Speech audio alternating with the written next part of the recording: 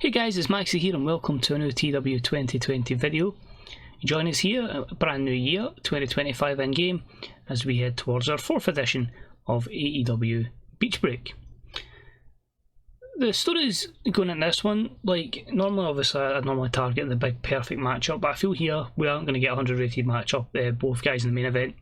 Don't have the best psychology, but the real aim here is a lot more storyline driven stuff. I do have like probably up to Revolution booked out in my head and on my notepad for a few people, so it's getting towards there, and hopefully the same, making some good stories along the way.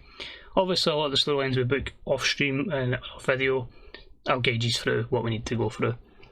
So Beach Break previously, we started back in 2022 and with a main event of Kenny Omega defeating the now retired Ray Phoenix. Oh, if only I had Ray Phoenix for this whole save, it would have been great, but it's one of my most gutting things, one of my most favourite wrestlers, and yeah, lost him to retirement through injury. Britt Baker and Becky Quinn was our co-main. In 2023 we had a main event of Hangman Adam Page retaining the AEW World Championship against CM Punk with Cody Rhodes versus Malachi Black. And 2024, a year ago, we had the main event of Kenny Omega defeating CM Punk and Sammy Guevara defeating Will Ospreay to retain the AEW World Championship. Interesting there, you see Powerhouse Hobbs retaining the TNT Championship, Darby Allin defeating Matt Cardona in a death match, and Charlotte and Jade Cargill retaining the AEW Women's World Tag Team Championships. This is Beach Break. We'll explain it all as we go along the stories. Let's do it. Let's see how we start this year, and if we start off with a bit of a bang. As always, money is no option in the save, so we really don't need to worry about anything. So all the boosts are on, and hopefully we get the best result possible. We're in the New Era field, and we have an attendance of 70,652. We first off have a little match up here between Ring Camp and Ricochet, Sami Zayn, Jungle Boy and Tommaso Ciampa. All the babyfaces have had matches against various wrestlers within Ring Camp over the course of the last month or so, some scoring upset victories and some being brutally jumped by the combination. Decided then, 4 babyfaces, 4 heels, and we can have a blockbuster match up here at Beach Break. This in turn leads to a bout that has good wrestling and a decent reaction from the crowd, as the babyface team of Ricochet, Sami Zayn, Jungle Boy and Tommaso Ciampa defeat Ring Camp, Walter, Axel Barthel, Drew Gulak and Timothy Thatcher, and 1739 when Ricochet pinned Thatcher with a 630 splash. If I could get Ricochet a wee bit more over, I honestly feel we could get just some ridiculous matches with him. He's bringing 88, not being over. Jungle Boy's bringing 84, capped at being over, so there is massive potential there. And of course, Ciampa and Gargano are on different brands, so we do have a solo run on the cards for Tommaso. But overall, I won here for the babyfaces, and back to the drawing board for Walter and crew. Walter win 91, some stellar stuff there. Our second matchup sees the newly turned heel, which is annoying because Jessie McKay apparently has a stale gimmick, the heel tag team of the Inspiration. So Jessie McKay, back from her long-term injury, she basically convinced her and Cassie Lee to turn heel. They actually turned her back on Anna Jay in a matchup and they attacked her. She's just waiting on the right person to tag up with her, because Tay Conti's away elsewhere in another tag team. So we gave them the opportunity here to take those wins into a championship match against Chris Statlander and Jamie Hayter, but it ended up being a decent matchup that saw Statlander and Hayter defeat the Inspiration in 7:45 when Chris pinned Cassie Lee with an area 415. For defence of the World Tag Team Championships, because of the mentorship of Lance Storm, actually Cassie Lee has like fantastic psychology. She's just short of what you need to carry out a lengthy match in this. She has 79, but a 73 is a pretty good result between these 4 ladies. Then a little segment backstage which is building to stuff in the future. Andrade's been kind of turning into more a good guy the last couple of weeks, and basically bumps into Prince Devitt. So give you an idea what Andrade's done. He's been challenging, so he was the IWGP US champion. He lost it to Jon Moxley. He lost a rematch in a ladder match, and Prince Devitt says, "You're nothing but a loser now. The people in New Japan would just laugh at you." And that's a 71, so a wee bit of heated confrontation. Nothing really happens. We carry on. We have the match up for the Women's World Championship, and it was about that had great heat and good wrestling. Jade Cargill beats her latest challenger, Toni Storm, in 12:38 with the Jaded, thanks to Stokely Hathaway interfering again. She gets her 6th defence of the belt. A 77 for Jade, an 81 for Toni, and an 78 overall. This one was bought up for a lot of victories for Toni Storm, gaining momentum, and it gives another challenger for Jade as her run continues. But still stellar stuff. After the matchup, of course, we know that it is Stokely Hathaway, Mercedes Varnado and Jade Cargill all in tandem. And after the matchup, it's Jade and Mercedes Varnado who lay the beat down on Toni Storm. Out from the back comes Arisa Nakajima. She fights them both off, and she saves Toni Storm from a serious beating.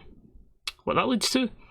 Yeah, I'll explain a bit later. It makes sense. 77. I don't want to give away till I officially announce it. We then had the 0x Championship on the line, and another guy that's been picking up wins is both a member of the House of Black and in solo competition has been Buddy Matthews, and he made his intentions clear that he wants to break out and become a single star. But it was about that had good wrestling and a decent reaction from the crowd as Wheeler Yuta defeated Buddy Matthews in 13:43 by submission with a Yuta lock, as Yuta makes the 4th defence of the AEW 0x Championship. Good matchup, these two, the colour commentary giving it a bit of a boost, and this was a 78 rated matchup, which was just regular. Then had the matchup for the IWGP United States Heavyweight Championship, and after a variety of guys being unable to take the title off of Moxley after he won it from Andrade, it was about that had superb wrestling and great heat as Moxley defeated Garcia in 14:24 with the Death Rider, giving him his 2nd defence of the championship title.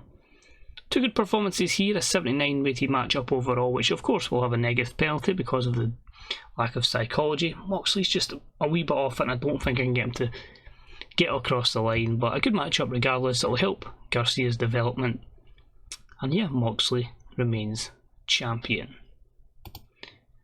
I had to get in a cheap 100 segment, so I made a little confrontation between Moxley and Bryan. Obviously Bryan's there alongside Garcia. Moxley says, he's just already beaten Bryan's little student here, although he's trying to create him as an equal basically, but obviously as Daniel Garcia's mentor. But Moxley says he's IWGP champion, for the US champion, and he's going to keep that championship around his belt. As much as Bryan Danielson would love to get his hands on him, Moxley has got his sights set on defending that belt against someone from New Japan, but he's willing to do it in AEW, and that matchup will take place, Jon Moxley versus mystery opponent, because I don't know who at the moment, at the next AEW pay-per-view, the next video next week, which will be 2 weeks in game, and that is AEW Forbidden Door.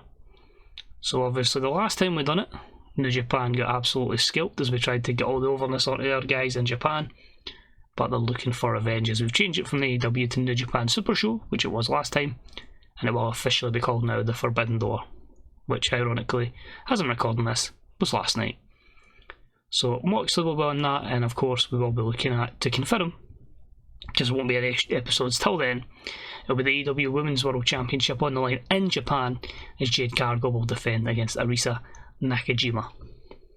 That's what I wanted to hold off that one. So Bryan will have to find an opponent, and Moxley versus someone as well. Then moved on to the AEW Mixed Tag Team Championships here, and it was trying to find the perfect opponents for Tyler Black and Becky Quinn. My division's quite fine at the moment, but I'm starting to get teams together. Red Velvet wanted another opportunity after she couldn't do it with Cody, so she's trying with All Eagle Eve and Page, again part of the Supreme Collection. And in this one it was great wrestling, good heat, and it was Tyler Black and Becky Quinn who pick up the win in 14:04 when Tyler Black pinned Even Page with a curb stop. For defence of the belts, Becky has just got so over from this run. She's close to 90 over. Tyler's kind of just floating about. I think he's pop capped and he's struggling, but it makes sense to build the prestige of the championship belts up, and they pick up a win in an overall 83 rated match. After the match, however, recently turned heel because he was getting frustrated with Swerve Strickland and Keith Lee was Tez Ford. He attacks Tyler, and then out of nowhere, jumping already, because it was someone I was going to move over but kind of forgot to in the draft.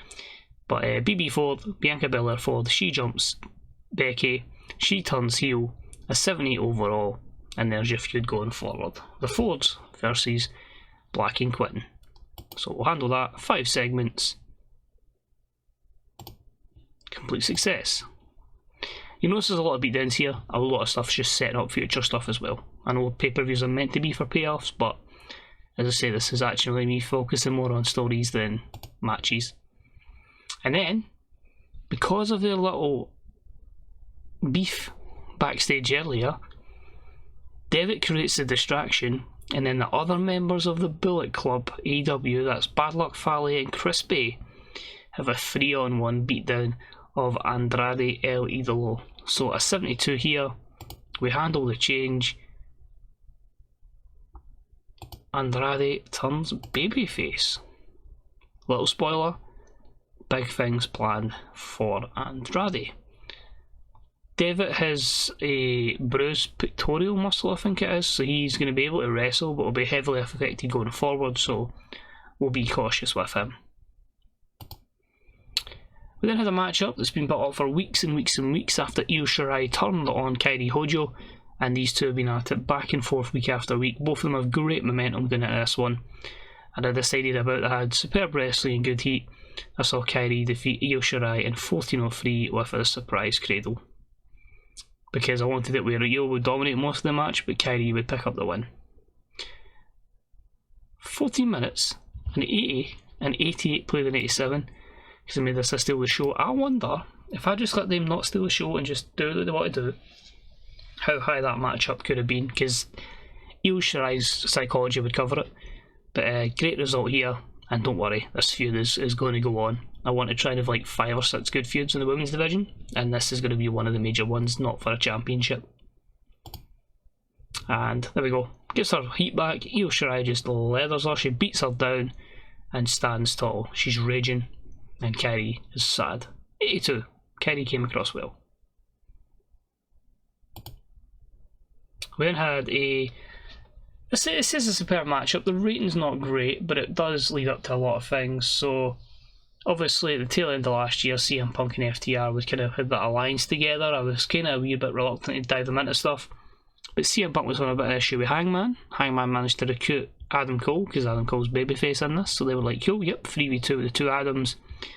They needed a third man, and they managed to get hold of Kenny, and Kenny was like, yeah, sure, more than anything, I'll quite happily team along. Former stablemates, of course. And when the matchup came, superb matchup, CM Punk and FTR defeat Hangman, Adam Cole, and Kenny Omega in 1824 when Punk pinned Cole with the go to sleep, because during the matchup we had Jay White come in and attack Kenny Omega. Kenny wouldn't put Punk over, which was quite surprising. I wanted that to be the finish, but because of that we put Adam Cole to take the loss, and yeah, Jay White attacks Kenny Omega. So a 96 for Kenny in there, by the way, that's incredible. Hangman won 89, Adam Cole won 88. Dash and Cash are like really good in this. They're just kind of limited with their overness, which is like low 70s, and Punk age is getting to him, which you'll see here. He'll be most of the negatives. Well, 1, declining physical ability. And then we just continue the beatdown of Kenny Omega from Jay White, and that gets to 97. Amazing that he's got a gimmick that's getting stale. He's on loan. I don't control that. Maybe I'll need to change that, but Jay White beats him down. More on that to come later.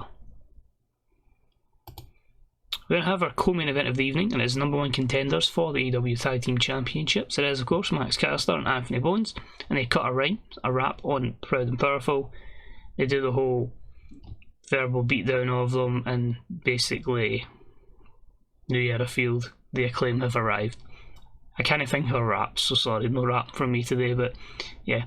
Proud and Powerful champs, first defence against them, and 77, actually quite happy with that one. Again, the psychology penalty, but a great performance from Santana and Ortiz. They're really carrying a wave of momentum, and that's showing. Good wrestling, decent reaction for the crowd. Proud and Powerful defeat the Acclaimed in 12:23 when Santana pinned Max Caster with the street sweeper, and that's their first defence. We'll take it off to the races. Acclaimed are unlucky, but it is Proud and Powerful's time at the top. I mean, you update their pictures. One's bald and Santana's went the opposite way. He's got the long hair now. We head to the back and we hear from Jay White. Jay White says, so as everybody knows now, the Forbidden Door is happening here. And us in New Japan, we remember what happened the last time. We remember what happened at the New Japan Super Show. AEW came in, destroyed us, took us over, made us look silly. That ain't going to be the case this year. We're going to wipe the floor with AEW, and we're going to take the wrestling world by storm to show how good New Japan is. When he left New Japan, Kenny Omega entrusted me and Will Ospreay to carry it, and I think I'm carrying this company well, and I'm going to show when it is this Super Show that my level is now higher than Kenny Omega's. So get ready, Kenny, because it's still my era.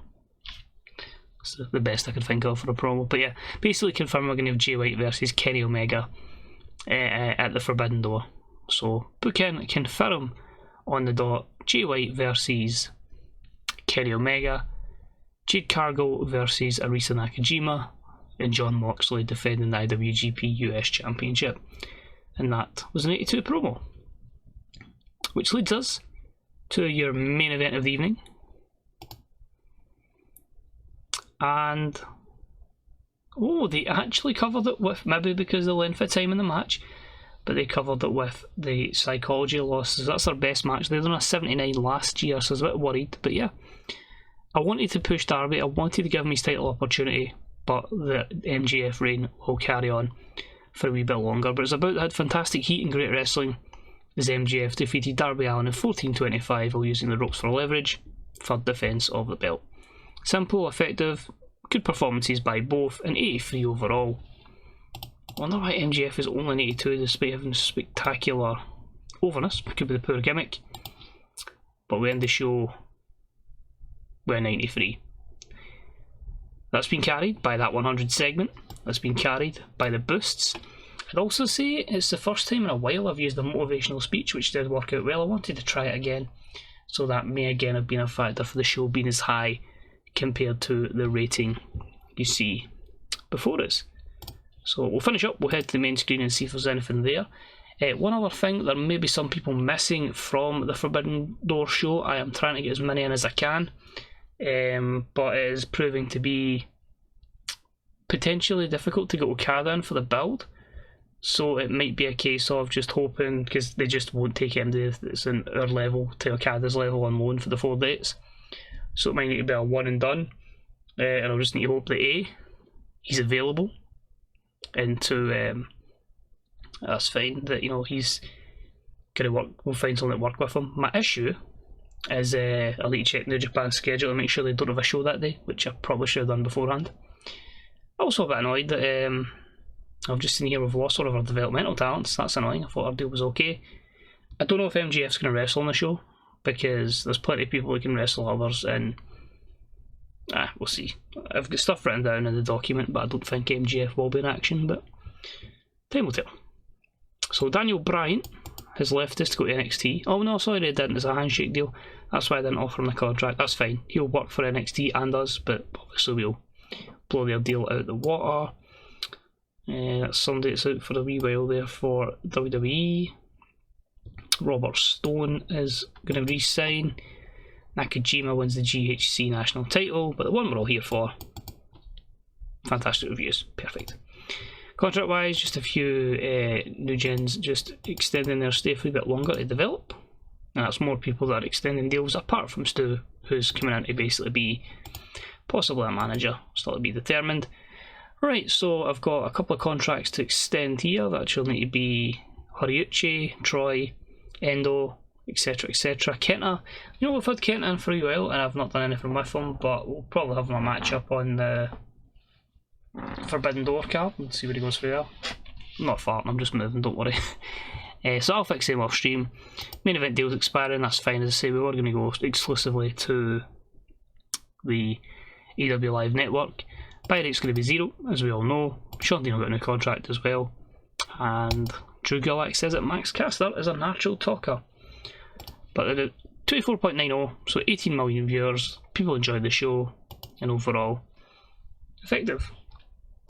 If we just go here, you can see here there's a few people that are looking to debut soon. Vanessa Baroni is just a really good talent that the WWE signed, and we were able to nick her. I just feel that the psychology at 21 at 64 is in a good position. Aerial and flashiness are at a good position. Whether I stick with that face that she's been given for the face pack, I don't know, but we'll see how it goes. She could be someone we utilise well. TJ Wilson's just there as a agent. Kushida we brought in for well, just as some kick-ass matches. And if you want to look at the medical list, quite a few at the moment. But we'll be missing Darius Martin, Jordan Grace, Julia Hart, Layla Hirsch, Prince Devitt, and Rina Yamashita, and Wendy the Clown is back in 17 days before we have his major character change. So Devitt will be more in multi-man matches going forward till that's healed. But you can see nearly 600 million in the bank. It's only going to get bigger and bigger. And now we're on the road to the Forbidden Door. So hopefully you join us for that, and we'll see you in a few days' time. Bye bye.